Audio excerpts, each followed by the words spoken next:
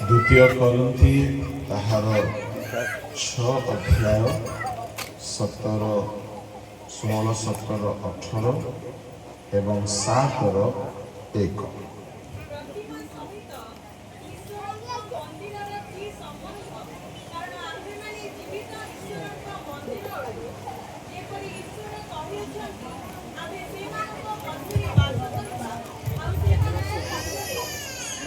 କରିବା ଆମ୍ଭେ ସେମାନଙ୍କ ଈଶ୍ୱର ହେବା ଆଉ ସେମାନେ ଆମ୍ଭର ଲୋକ ହେବେ।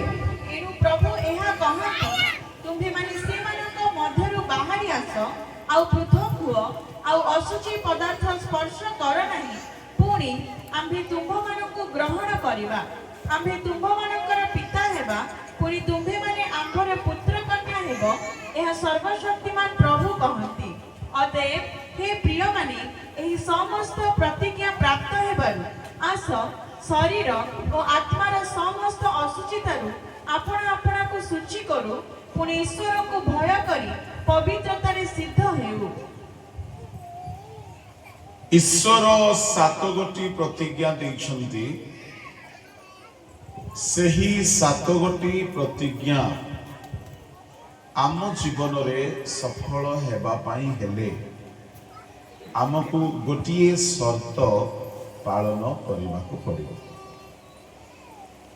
ସେ ସର୍ତ୍ତ ହେଉଛି ସାଧାରଣ ପବିତ୍ରତା ନୁହେଁ। 17 ପଦରେ ଲେଖା ଅଛି, ତାହାକୁ ଡିଫାଇନ୍ କରାଯାଇଛି କି ପ୍ରକାରର ପବିତ୍ରତା। ଟିକେ ପଢ଼ନ୍ତୁ। ଏଣୁ ପ୍ରଭୁ ଏହା କହନ୍ତି, ତୁମ୍ଭେମାନେ ସେମାନଙ୍କ ମଧ୍ୟରୁ ବାହାରି ଆସ।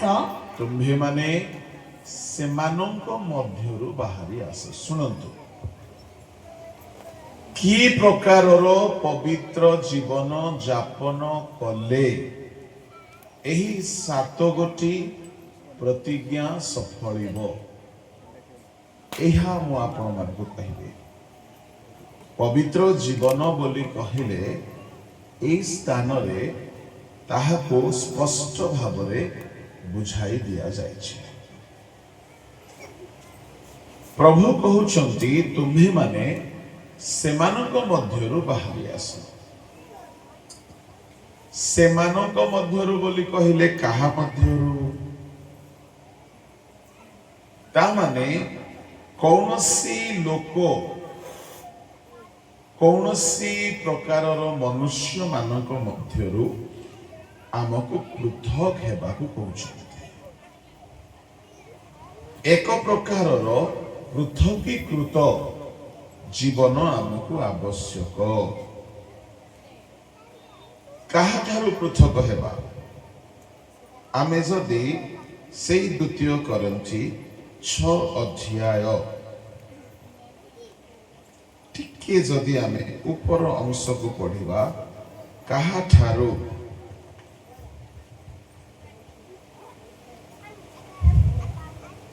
ଚଉଦ ପଦ 15 ପଦ।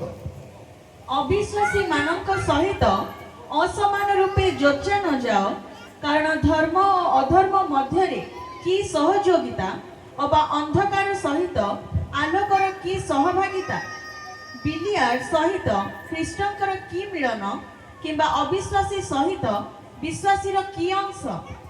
ଏଇଠାରେ 4 ଗୋଟି ନେଗେଟିଭ ବିଷୟ ଅଛି।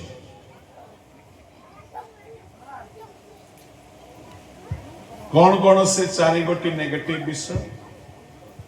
प्रथम हैला अविश्वासी, द्वितीय हैला अधर्म, तृतीय हैला अंधकार, चतुर्थ हैला बिलियार।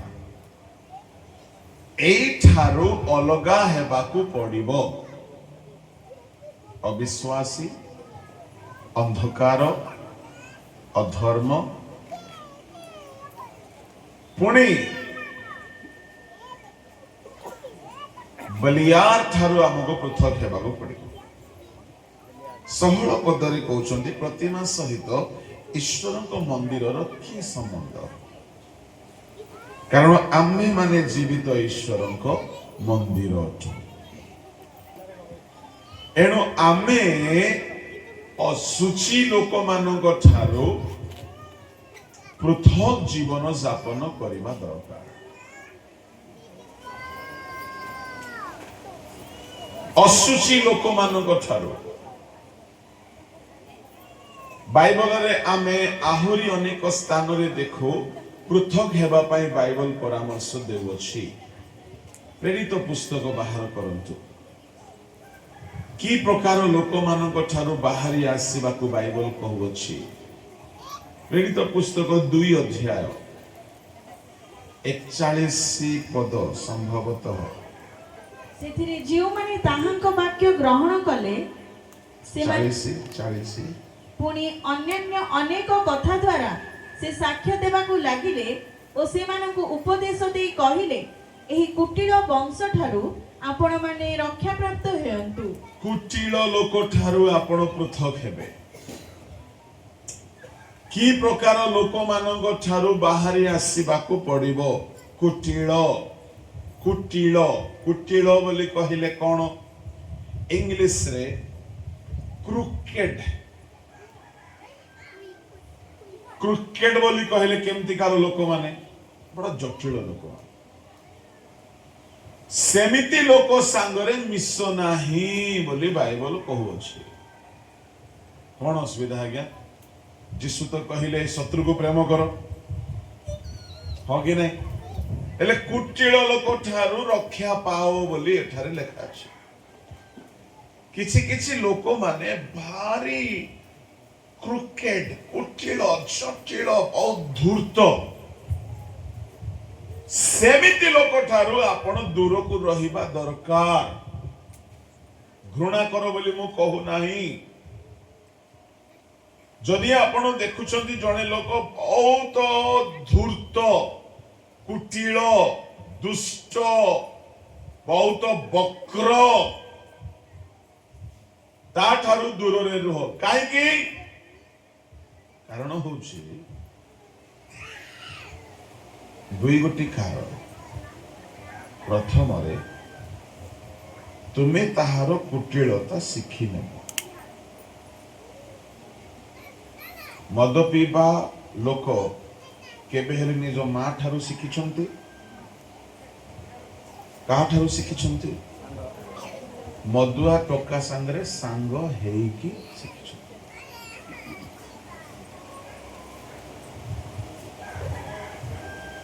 ଏଣୁ ଯେମିତି ଲୋକ ସାଙ୍ଗରେ ମିଶିବେ ସେମିତି ହେଇଯିବେ।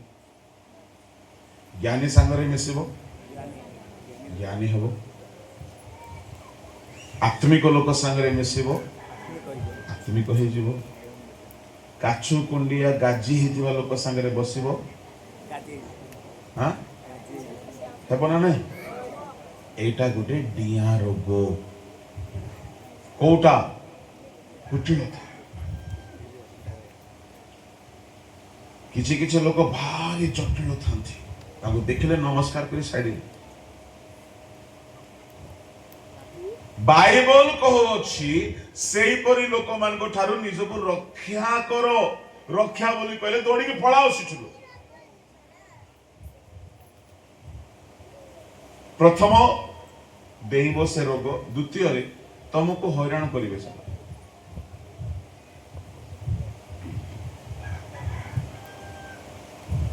ବୁଦ୍ଧିମାନ ହେବା ଅଲଗା, କୁଟିଳତା ହେବା ଅଲଗା। ଚତୁରତା ଅଲଗା, ବୁଦ୍ଧି ଅଲଗା। ବିଲୁଆ ବଡ, ପଇଡ ବଡ, ସର୍ପ ବୁଦ୍ଧିମାନ। ଏଦନ ଉଦ୍ୟାନର ସର୍ପ ସର୍ବାପେକ୍ଷା ଯୀଶୁ କହିଲେ ସର୍ପ ପରି ବୁଦ୍ଧିମାନ ହୁଅ। ହୁଅ ନାହିଁ ବୋଲି ଲେଖା। ସର୍ପ ପରି ବୁଦ୍ଧିମାନ ହୁଅ। ସର୍ପ ପରି ଫେଣ ମାରିବା ଲୋକ ବୋଲି କହିନାହାନ୍ତି, ବୁଦ୍ଧିମାନ ହୁଅ। ବୁଦ୍ଧି ଅଲଗା, ଚତୁରତା ଅଲଗା, କୁଟିଳତା ଅଲଗା। କୁଟିଳ ଲୋକମାନଙ୍କ ଠାରୁ ଅଲଗା ରହିବ। ପୁଣି ଆଉ କାହାଠାରୁ ଅଲଗା ରହିବ? ପ୍ରଥମ କରିନ୍ଥୀ 5 ଅଧ୍ୟାୟର 10।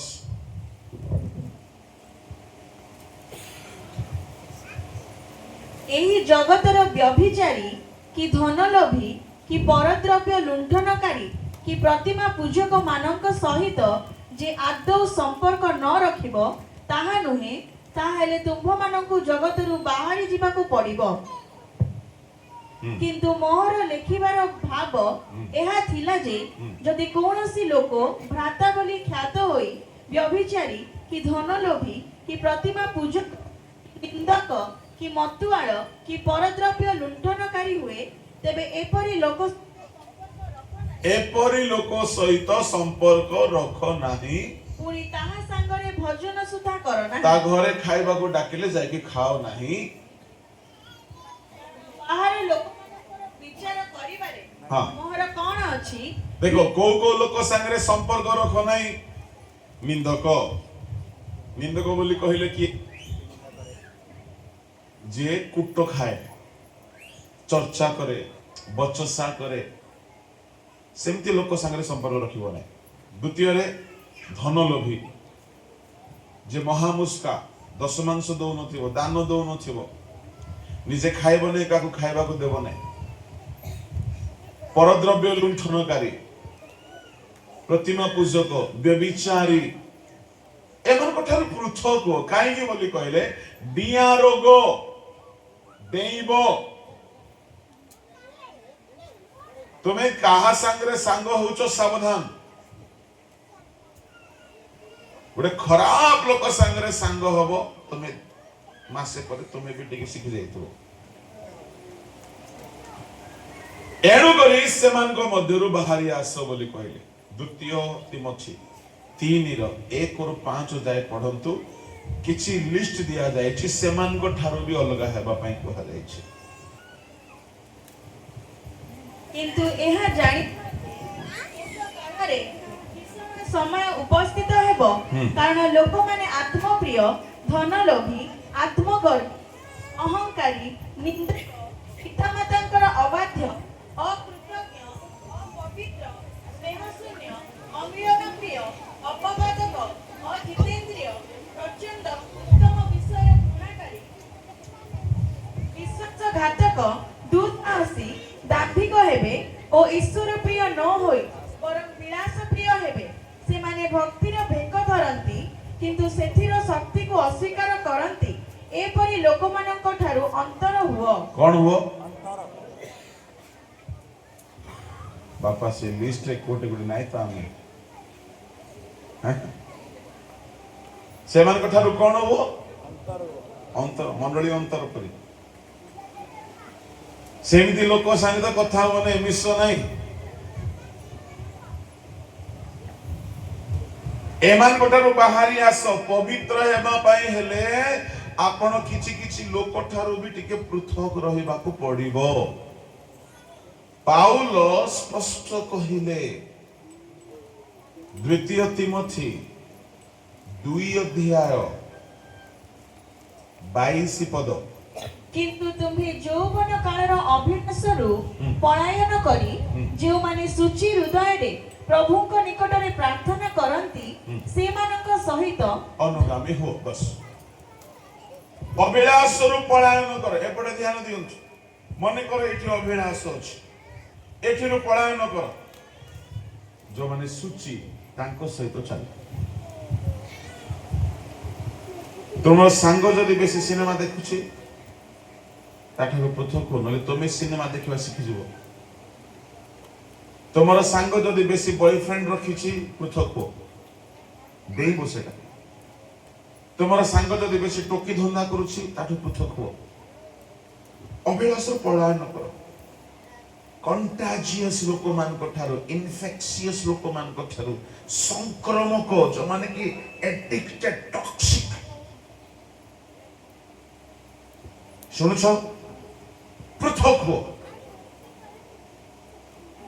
ବାସ୍ତବରେ ଯଦି ପବିତ୍ର ହେବାକୁ ଚାହୁଁଛ, you need a holy circle, good friend circle, good fellowship, good people around you will help you. କାହିଁକି ଆମେ ବରଫ ପାଖରେ ରହିଲେ ଦେହ ଥଣ୍ଡା ହୁଏ, ଚୁଲି ପାଖରେ ରହିଲେ ଦେହ गरम हुए सेमती जहा पाखरे रहिले तार प्रभाव पड़े अजाणतरे जहा तुमे देखुथिबो सुनुथिबो किछि दिन परे तुम मुहरे ताहा बाहरिबो एणु पाउलो कहिले पवित्र हेबा पई हेले सेमान को ठारू पृथक हो एणु करी पवित्र हेबानो प्रथम सोपान पृथकीकृत जीवन फिलिप रे गोटे पद लेखा अछि फिलिप तार 2 अध्याय 13 पद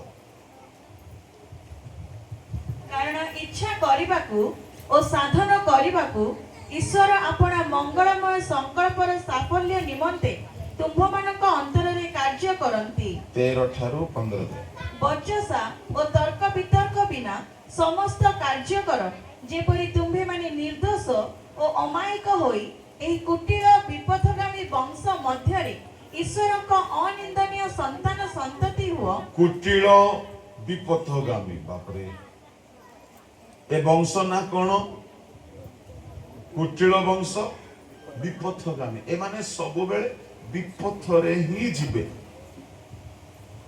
माने खराब पथरे ही जिबे आंगर वंश कोन सबर रहित गमांग मंडल नाही आंगर वंश कोन आज्ञा विपथगामी मद पिउना रे बोले पी देबे मंडल रे पैसा खाउना रे बोले खाइ देबे पाप करुना बोले कर देबे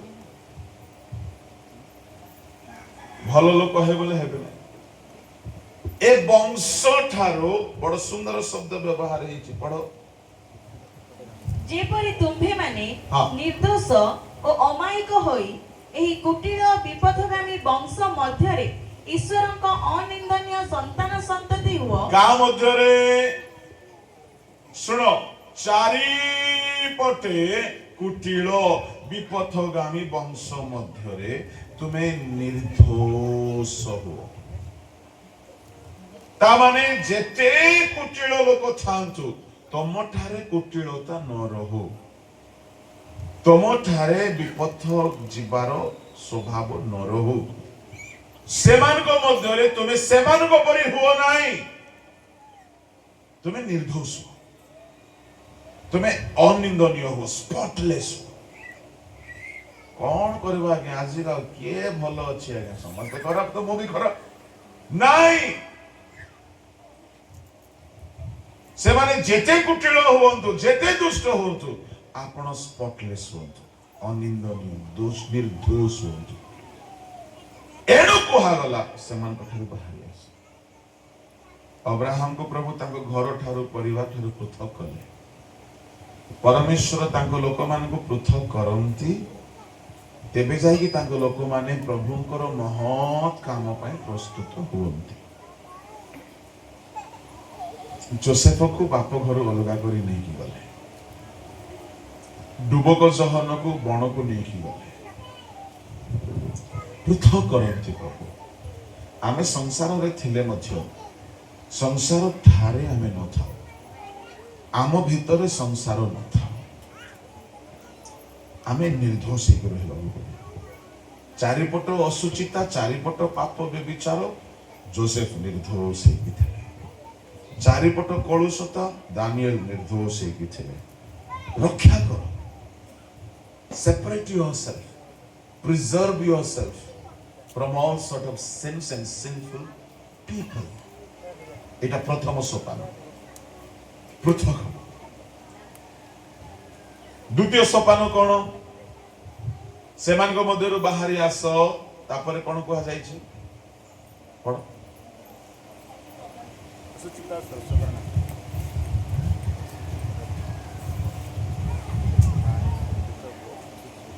एनु प्रभु एहा कहंती तुम्भे माने सेमानक मध्यरु बाहरी आस आउ पृथक हुओ आउ असुचि पदार्थ स्पर्श कर नाही असुचि पदार्थ स्पर्श कर नाही पृथक हुओ द्वितीय हैला don't touch any unclean things छुईब नहीं अच्छा कौन कौन आमे छुई थाउ असुचि कौन कौन आमे छुई थाउ न छुई की खैनी पुड़िया खाई हबो हाँ न छुई की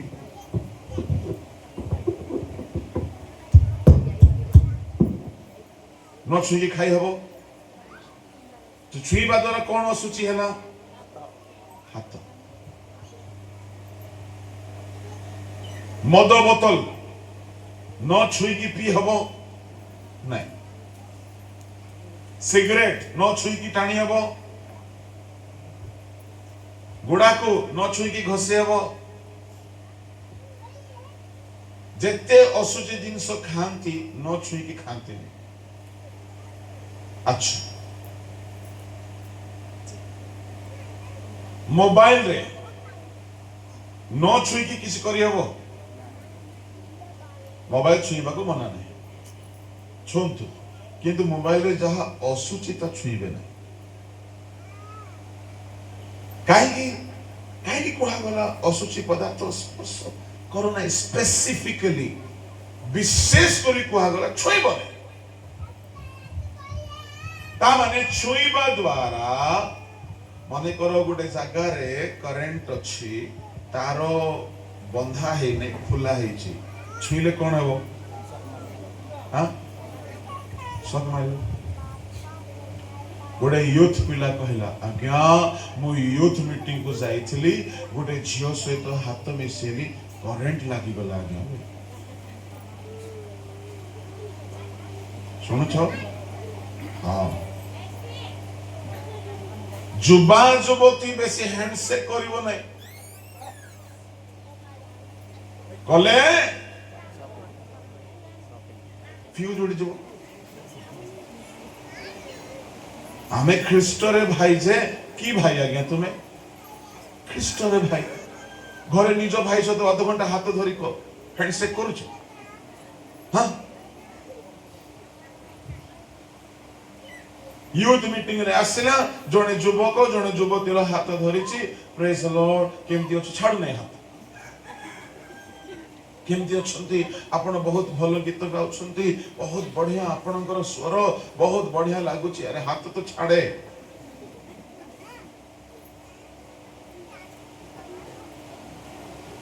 प्रथम कोरिन्थी 7 रे 1 पढ़ो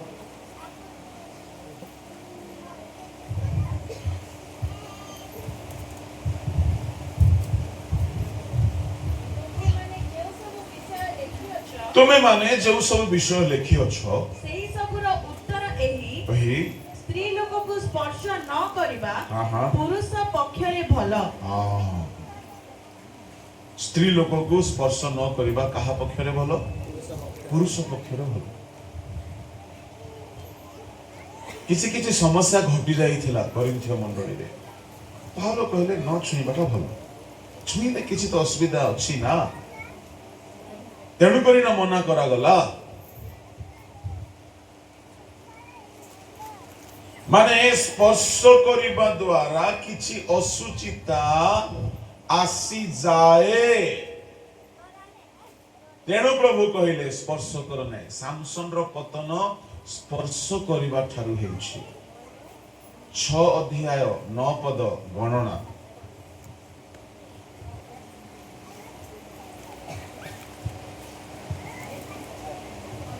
आउ जेबे कौनसी मनुष्य हठात ताहा निकटरे मरिबारु से अपना प्रतिष्ठित मस्तक असुचि करे 6 पढ़ी दियो प्रथमे से सदाप्रभु को उद्देश्य रे पृथक थिबा समस्त दिन कौनसी सब निकट को जीव नाही नासरीय व्यक्ति सब निकट को जीव नाही तापरे पढ़ो अपना पिता कि माता कि भ्राता कि भगिनी मले से सेमानक सकाश आपना को असुचि करिवो नाही कारण परमेश्वर को उद्देश्य रे पृथक हेबार चिन्ह ताहार मस्तक रे अछि ताहार पृथक थिबा समस्त दिन से सदाप्रभु को उद्देश्य रे पवित्र आउ जेबे कौनसी मनुष्य हठात ताहा निकट रे मरिबारु से अपना प्रतिष्ठित मस्तक असुचि करे तेबे से शौच दिन रे अपना मस्तक मुंडन करिवो बस गोटिए सबको गोटिए नासरीय लोक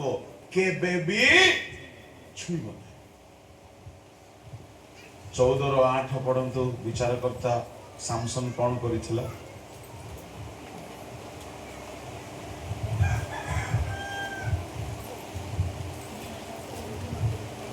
पुणी किछि दिन उतारे से स्त्री की ग्रहण करिबा पई पुनर्बार गला सेतेबेले से सिंहर शव देखिबाकू बाट भूली जाते देख सेही सिंह देहरे महुमाछीर झांक ओ महु अछि न तेणु से हाथ रे किछि नहीं ताहा खाई खाई अपना पितामाता निकट को गला और से मानकु दियते से माने खाइले मात्र से जे सिंह देहरु सेही महु नेई थिला एहा से मानकु जणाइला नाही ए उतारे ताहार पिता सेही स्त्री निकट को गला पुणी सामसन सेठारे गोटे भोजी गला कारण जुबा मानकर सेपरी परिवार रीति थिला पुणी से माने बस महु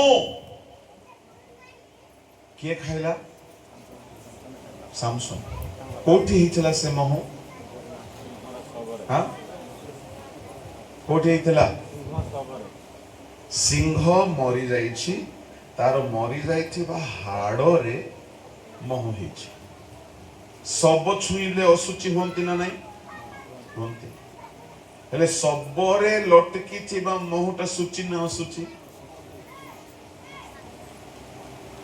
सामसन रो पतन एठु आरंभ हैला महु केमती लागे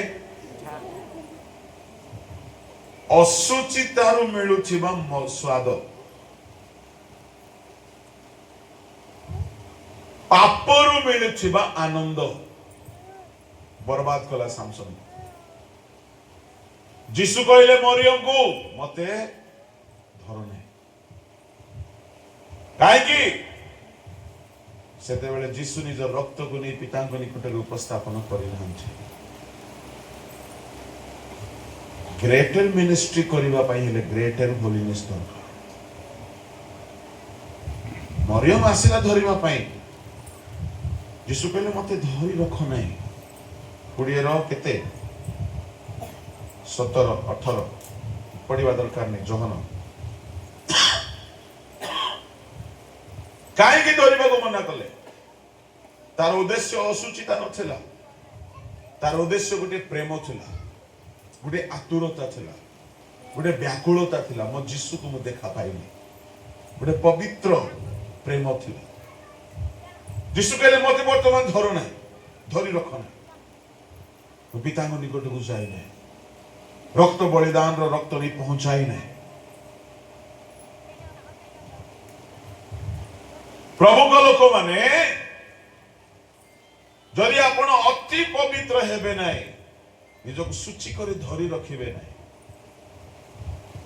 प्रेज द लॉर्ड हालेलुया सूची करे धरि रख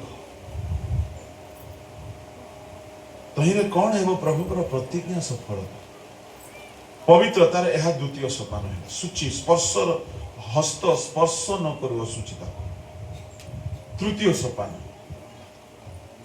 प्रभु कहउछंती 7:1 द्वितीय करंती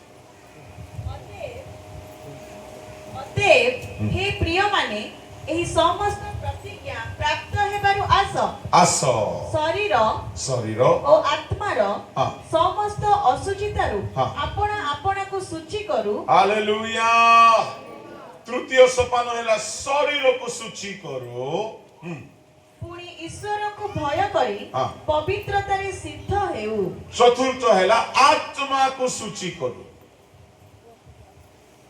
शरीर को सूची बोली कहले शरीर बाहिक भाव रे सूची हेउ शरीर रो स्वभाव भी सूची हो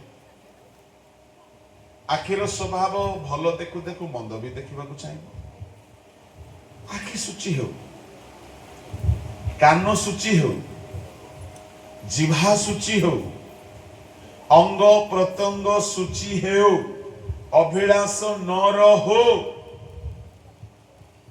टिके भी जदि शारीरिक अभिलाष रही जीव ए प्रतिज्ञा सफल हेब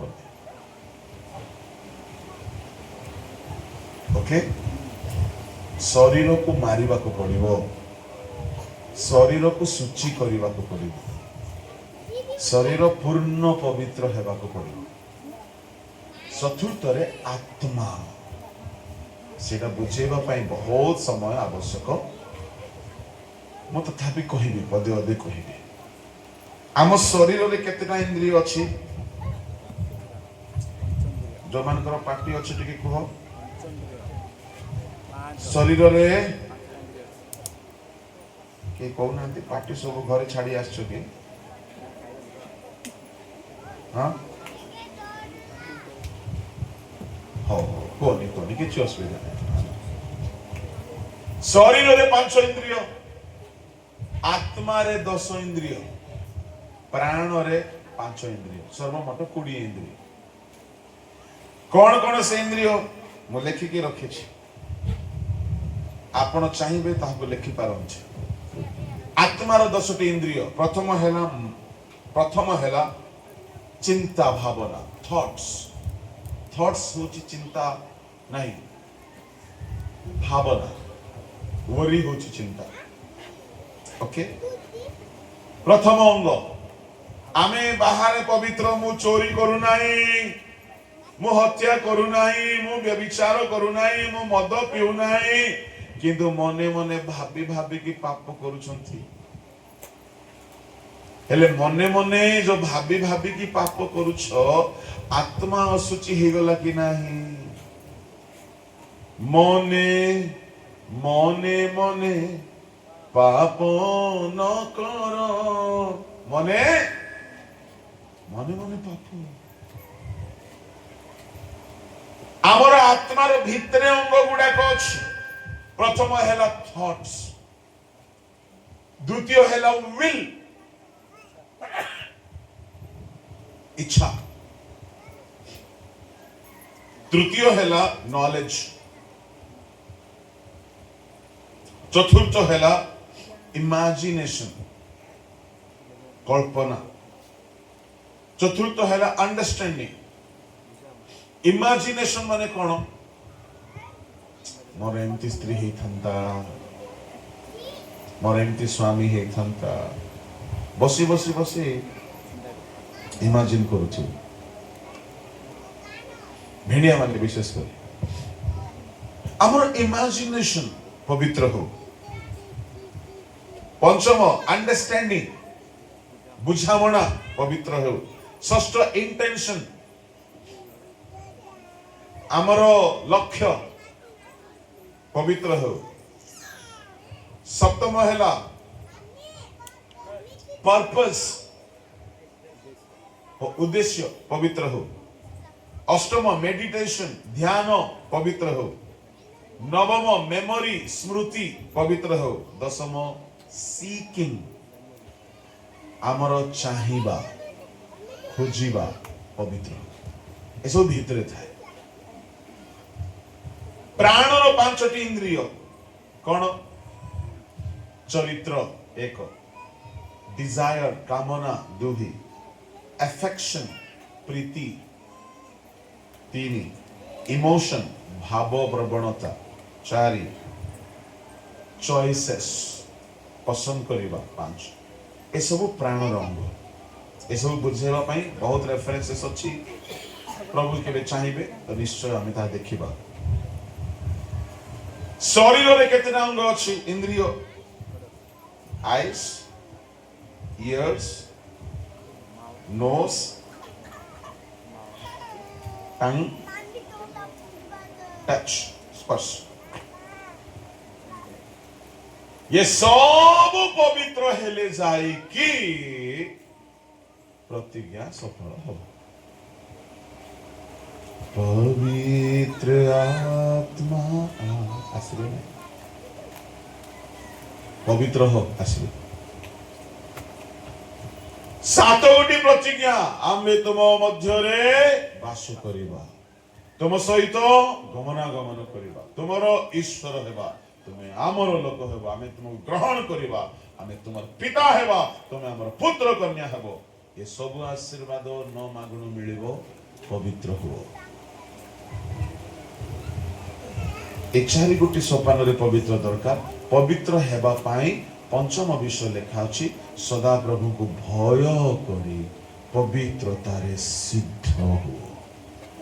भय बहुत दरकार अछि। प्रभु को भय जदि करिवे प्रभु तो सबु जगार देखुछंती केमिति आपण पाप करिवे। सामसन पाखरे पराक्रम थिला भय नथिला। भय थिले से पाप करि नथंता।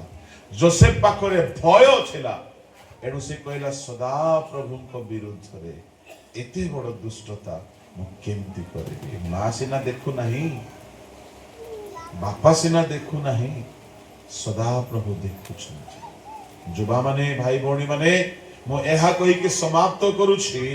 पवित्र हुवंतु। ए मेसेज गुडा को यूट्यूब रे रहिबो सुनंतु। पवित्रता रे बुद्धि पांतु। पवित्रता को अन्वेषण करिबा ही सदा प्रभु को अन्वेषण करिबा। हमर प्रसंग रे लेखा जाई अछि कोन सदा प्रभु को अन्वेषण कर तहिरे तुम्हें माने बंचिबो। सदा प्रभु को खोजिबा माने कोन पवित्रता को अन्वेषण करते से नीचे आसी जिवे। पवित्र हुओ, पाप को घृणा करो, पवित्रता पाई उद्योगी हो। पवित्र लोक मान से नेबा को आसुछंती। आसंतु चक्षु बंद करिबा। पदे प्रार्थना करिबी। सेवा कार्य को एठारे आमे विरति देबा। स्वर्गीय पिता अल्प समय तुम वाक्य ध्यान करिबा पाई आमान को सहाय्य कलो। जहा सुनिलु सुखिलु तदनुसारे बंचिबा को प्रत्येक को दया करो। जहा बुणा गला ताहा फल उत्पन्न करू से परि सहाय्य कर। तुमर बलवान पवित्र हस्तरे प्रत्येक को समर्पण करे प्रार्थना यीशु का नाम रे मांगे। आमेन।